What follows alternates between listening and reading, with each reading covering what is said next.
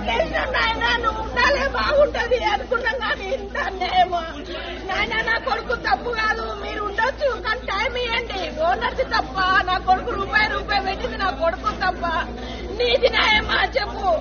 అవును, రెంట్కున్న వాళ్ళకు టైం ఇయ్యా, సొంతం కట్టుకున్న వాళ్ళకు టైం ఇయ్యకు.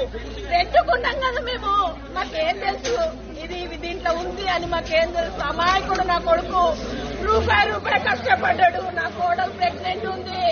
ఒక్క 2 నెలలు టైం అడుగుతున్నాము. 5 ఏళ్ళకి ఇప్పుడు నీళ్లు పోస్తుందయ్యా నా కోడలు.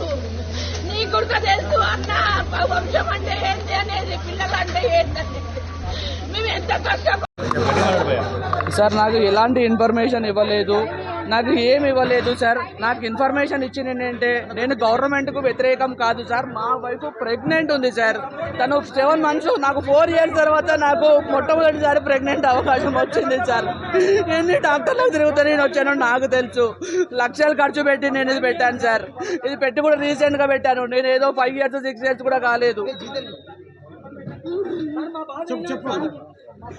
నాకు ఏ ఇన్ఫర్మేషన్ ఇవ్వకుండా వచ్చి ఇప్పుడు కుల్లగొడతారంటే ఇన్ని లక్షలు పెట్టి నాకు ఎలా ఉంటుంది సార్? ఒకసారి ఆలోచించండి సార్. దయచేసి నమస్కారం చేస్తున్నాను సార్. నాకు కొద్దిగా టైం ఇవ్వండి. టైం ఇస్తే నేనే తీసేస్తాను సార్. నాకు అసలు గవర్నమెంట్ వ్యతిరేకంగా నేను ఏ పని కూడా చేయను సార్. నేను ఇక్కడ ఏది చేయట్లేదు. మంచి భోజనాలు సప్లై చేస్తున్నాను తప్పించి నేను ఏమీ చేయట్లేదు సార్. నేను భోజనాలు సప్లై చేస్తున్నాను. నేను ఏదో ఇక్కడ ఫ్రాడ్ చేసి అది చేసి ఏది కూడా చేయట్లేదు సార్. నేను ప్లీజ్ సార్ దయచేసి నాకు అవకాశం.